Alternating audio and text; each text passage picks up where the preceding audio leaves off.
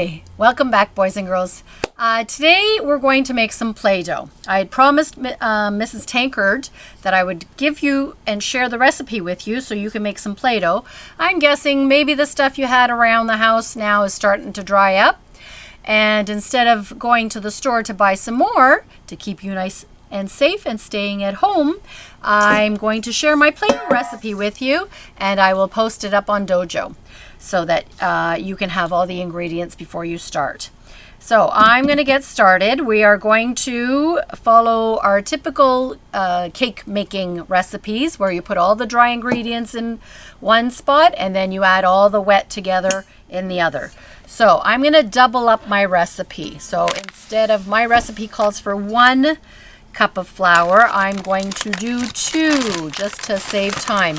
But like any cake recipe, you shouldn't expand the recipe more than just double. Otherwise, it doesn't turn out. So I'm going to now put my screen down so you can see what I'm doing. Hopefully that gets everything in the picture. There we go. Okay, so I'm going to start with my measuring cup. I've got a 1 cup measuring cup, so my recipe calls for 1 cup, so I'm going to double it, so that's going to be 2 cups. So I'm going to scoop out my flour here. I don't have enough yet. And there's 1 cup. Maybe I'll move my recipe over so this can be more centered. Makes sense. And 1 more cup. There we go. So we start off with 2 cups of flour. I'll put that down. And then we need 1 cup of salt because I've doubled it. Normally we would need half a cup, but because I've doubled it and I already did that, I'm going to add 1 full cup of salt. So from now on, I'll just give you the measurements for our double batch. Here we go, 1 cup of salt. Excuse me. And I'm running pretty low on salt. We'll have to pick up some more next time we do groceries. Close that up so I don't spill it and put that to the side. And then we're going to need something, hopefully you may have it at home. It's called Cream of Tartar. It's it acts as more as a preservative for the Play-Doh. It helps the Play-Doh last much longer. But if you don't have Cream of Tartar, that's okay. You don't have to use it at all. If you put your Play-Doh when we're finished in a Ziploc bag and close it up and just store it in the refrigerator, it'll last just as long as if you added the Cream of Tartar.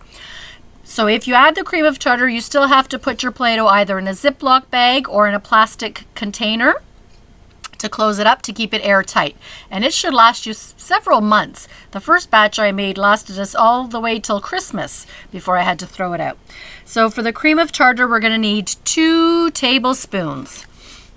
And my little measuring spoon is a teaspoon, so don't get mixed up. This one is a tablespoon. So I'm going to open up. Oh, and this is a new container, so I'm going to have to open this up. Take that off, and I'm going to shake it out, not over my bowl because I don't want to get too much in there. I'm going to shake it out over my measuring cup to make sure that I don't put too much and it falls in my bowl, and then I won't be able to take it out. So carefully, I'm going to shake in.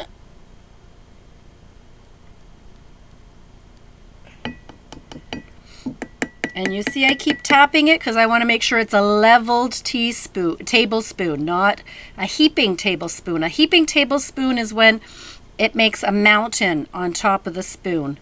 So I'm going to get my stirring spoon and just push it around and make sure it's flat and it is level. There we go.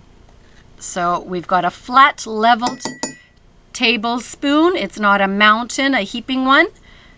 That's one, and now we need one more. this down. I should have had a tablecloth on this table.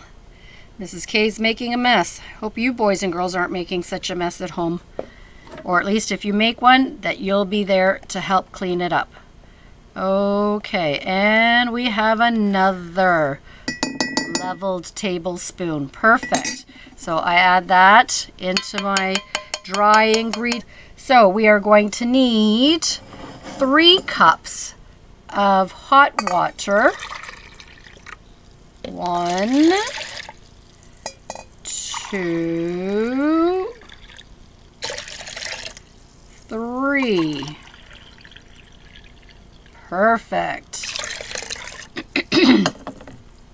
Okay, so we've got our hot water in there.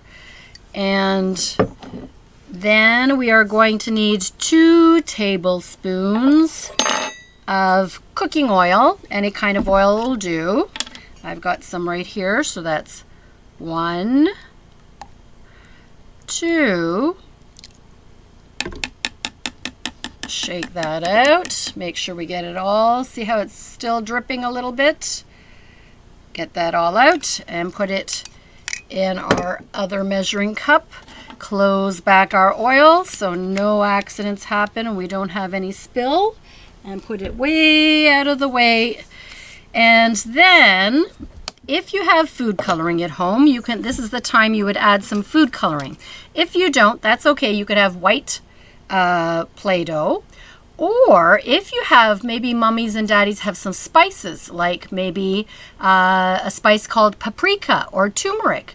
Maybe you could add some of that, and let's see if that helps and gives you some color.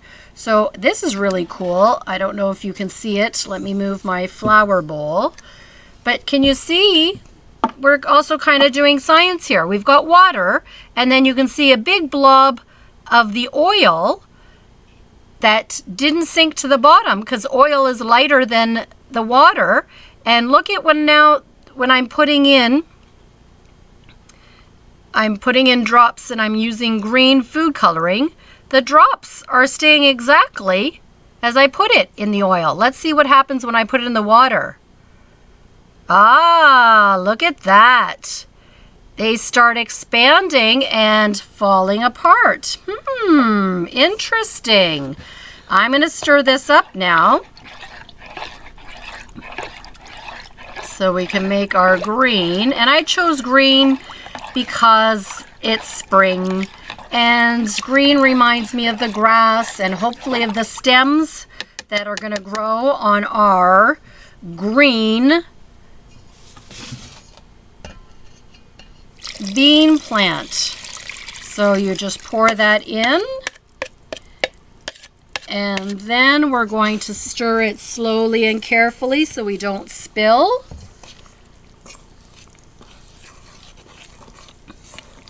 There we go.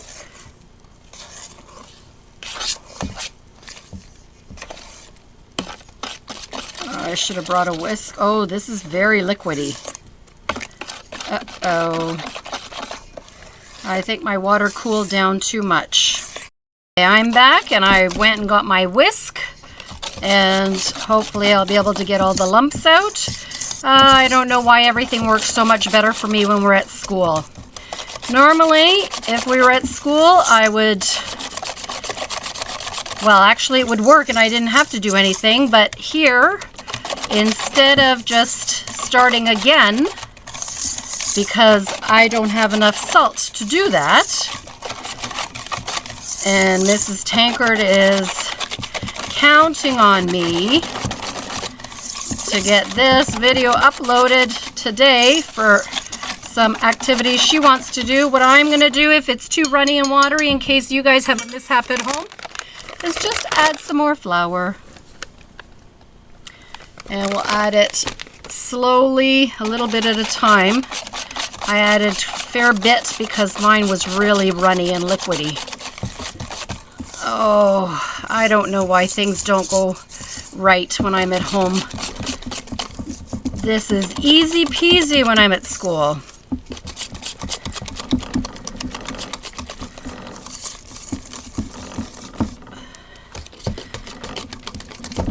And you get quite a nice arm workout. Stirring this up.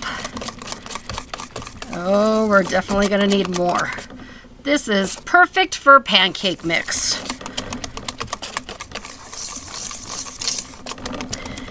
I think I let my water cool a little too long. And that's why it's not doing it right. So let's just add a little bit more flour, because flour is something I do have lots of. I just don't have enough salt. Here we go. Now it's getting thicker.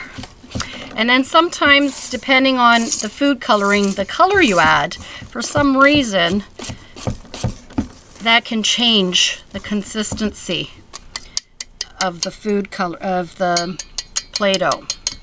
I'm going to start using my spoon now because it's getting very hard to stir with the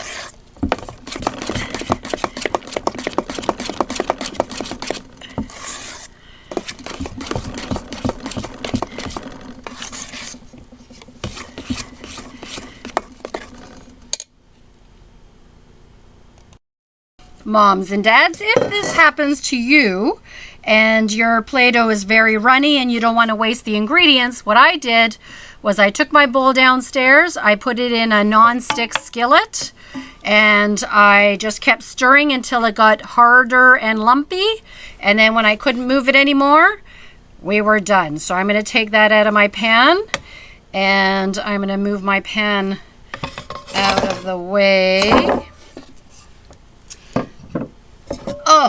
And get my tray out. Whoopsie daisy. And I'm going to knead it because it needs to be kneaded for a little while, and the kids usually have a lot of time. So kneading is when you open it up flat and you fold it over and then squish it into a ball again. So it's pushing it down flat and folding it over and rolling it into a ball, pushing it flat, and you knead it. Oh, generally the boys and girls can knead it for you for quite some time. So now this turned it into a really good consistency. Oh, thank goodness I saved it. I wonder if my flour might have been a little too old, or I think probably I let my water cool too much.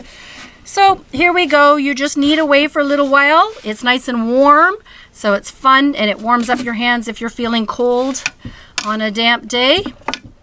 And then you would just put that nice big ball into a Ziploc bag or a yogurt container or anything with a lid that'll keep it airtight. And you can put this too in the fridge if you'd like to save it, or you don't need to put it in the fridge if you have the alum. If you don't have the alum, it'll last longer if you put it in the fridge. So if your things don't work out the first time, thankfully I remembered the tip that you can just put it into a non-stick, and that the heat would raise the temperature to burn off the excess liquid, and we'll get a denser, fun Play-Doh. Okay, I'm going to save this Play-Doh and come up with some activities to do that you can use Play-Doh with. And today or this week, Miss Tankard is going to have some activities that you're going to need some Play-Doh to do. Okay, I hope yours goes better than I did. Anyway, have a wonderful day and see you guys all tomorrow. Bye-bye.